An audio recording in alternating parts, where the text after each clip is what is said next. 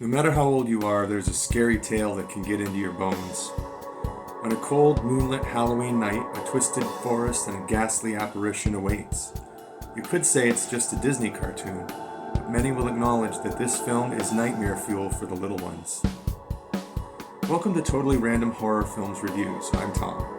In this series, I randomly select horror films between the years of 1895 and 1989 and review them. It's the 7th episode, and though just a few months ago I reviewed 1922's The Headless Horseman, the random selection today is yet another telling of Washington Irving's The Legend of Sleepy Hollow. It's the year 1949, and we're going to dive into Disney's The Adventures of Ichabod and Mr. Toad. Before I watched the film, I researched to get some context. The information was sourced from IMDb, the Internet Movie Database, and Wikipedia. The idea to include this film came from an IMDb list of horror films from 1949. Note it says animation, comedy, and family in the description. And you know what? They're right. But everyone has that memory of that movie that was supposed to be for kids, but kinda wasn't. For some people out there, this kinda was. The Adventures of Ichabod and Mr. Toad is comprised of two shorter films. The first segment is based on Kenneth Grahame's 1908 novel, The Wind in the Willows, which has not a spooky thing. The second segment, called Ichabod Crane, is a retelling of the 1860 Washington Irving short story, The Legend of Sleepy Hollow. The Adventures of Ichabod and Mr. Toad premiered in Washington, D.C. on October the 5th, 1949, and enjoyed a wide release on January 6, 1950. It was created in the U.S., produced by Walt Disney Animation Studios, and after approval by the MPAA, distributed by RKO Radio Pictures. The film had three directors: James Alger, who directed the 36-minute-long Wind in the Willows short, and the pair of Jack Kinney and Clyde Geronimi co-directed the 32-minute-long Ichabod Crane. So the entire film is only 68 minutes long, and the film is available for streaming on YouTube and can be downloaded at the Internet Archive. A little background: The Adventures of Ichabod and Mr. Toad started off as two separate films that were each supposed to be feature-length. An animator's strike and poor quality footage and layoffs caused production delays, and the features were merged together into a package film. 6 years after the release, the sequences were split again and aired on Disney television programming. The only individual I'm interested in who voices a character in The Wind in the Willows segment is Basil Rathbone.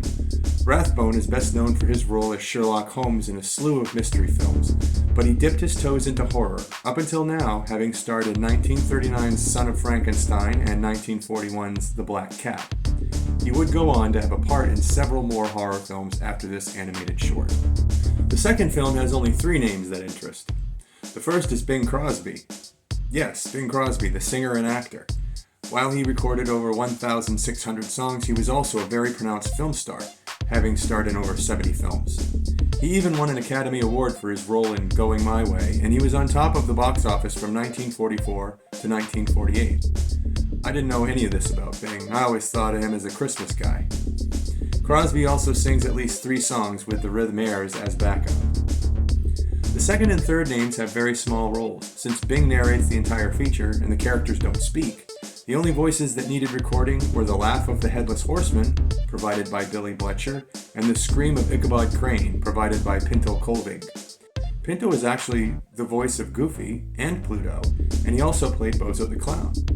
Both of these men took part in several other spooky Disney cartoons. Time for the review. First, the spoiler-free review. Oh, no! Wind in the Willows is a short film. It doesn't interest horror. I'm here to talk about Ichabod Crane. If you're familiar with The Legend of Sleepy Hollow, then you'll find that this does not stray far from the source material. Horror fans will likely not be impressed until the final 15 minutes of the film, but those 15 minutes are chef's kiss. Fantastic design and atmosphere. This is the story of Ichabod Crane, the awkward-looking schoolmaster from out of town who somehow has the charm and charisma to get in good with the ladies. When he cuts in on Brom Bones' crush, yes, Brom Bones is his name, a manlier name never existed. When Ichabod cuts in on Brom Bones' crush, the two men enter a game of one-upsmanship that has Brom taking advantage of Crane's fear of the supernatural. Bones tells a story of a spirit in the woods that kills all who enter. But is it true? I think Ichabod Crane is very entertaining. I'm not one for musicals, but cartoons get a pass. Bing Crosby's narration and singing blend together seamlessly. As I've mentioned, it's the end of the third act that's likely to please the cool kids. I don't have anything bad to say about this film. Skip the first segment if you want, but watch the second for real. Now, the spoiler review. The horror in Ichabod Crane comes from the restless spirits in the woods, ghostly presences that wish for vengeance. Discovering superstitions are founded, the fear of being in the dark and seeing ghastly things in the shadows. The village of Sleepy Hollow is graced with the arrival of Ichabod Crane, who looks and walks pretty funny and has his nose in a book constantly. Brom Bones. Brom Bones is the Giga Chad of the town who seems to have his way with the town losers and who seems to have the support of the village drunks. Ichabods come to teach the children and steal all the girls. It doesn't take long for Crane to become involved in every activity that gives him access to women, even violating the personal space of children in order to peek their lunch baskets and figure out which one of their moms could cook. When it comes to finding companions, Crane's personality, dexterity, and charm more than make up for his odd appearance. As I mentioned, while the horror here comes at the end, the bulk of the film is concerned with its non-horror themes, with a strong emphasis on courting behavior and the power dynamic therein. Katrina is the prettiest girl in town, who's the daughter of the richest farmer in town. She completely dominates all the men in town. I mean, she can boss them around and they will climb over each other to obey her whims. Crane immediately falls for her, but we soon see that though he's infatuated, he's fantasizing about inheriting her dad's farm and getting rich off it. But Brom Bones had his eye on Katrina first. He takes offense to Ichabod scooping his heat. But every attempt to humiliate Crane backfires on Bones. Every time Brom snatches Katrina up, she inevitably ends up with Crane again, all the while flashing glances at Bones to infuriate him even more. Brom and Ichabod square off again and again, and Bones is humiliated over and over, tripping on potatoes, and being covered in flour, and punching through a tree, and getting dropped into a well, and getting conked with a horseshoe. And Katrina keeps egging on the conflict. In 1949, a woman's most likely future was homemaker and mother. The two men chasing after Katrina here are racing to see which one of them can score the marriage. Until then, clearly, this woman has power over both men. She's got them thinking she's interested in Crane, but she's throwing enough breadcrumbs out there for Brom to make him squirm and fight for her. A test? Or a sport? Judging from her prior behavior towards the men in town, control must be one of her motives. Katrina sends an invite to Crane for him to join her at a Halloween party at her father's farm. Ichabod arrives and immediately cuts a rug, again showing up the alpha male Brom Bones, who sits on a bench, heartbroken over not being the alpha male. Eventually, Brom grabs an extremely interested thick gal off the bench and tries to swap women with Ichabod. The thick gal gets really aggressive. Slapstick ensues, with Brom getting the worst of it yet again.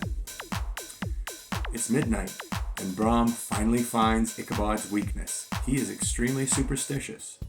Brom begins telling ghost stories around the fireplace, and with every word, Crane becomes more and more sweaty.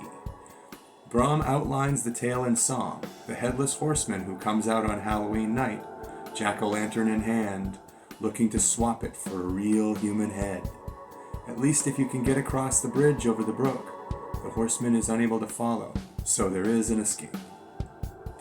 And now it's time for Ichabod to go home, and here is the best chunk of the film for any horror fan.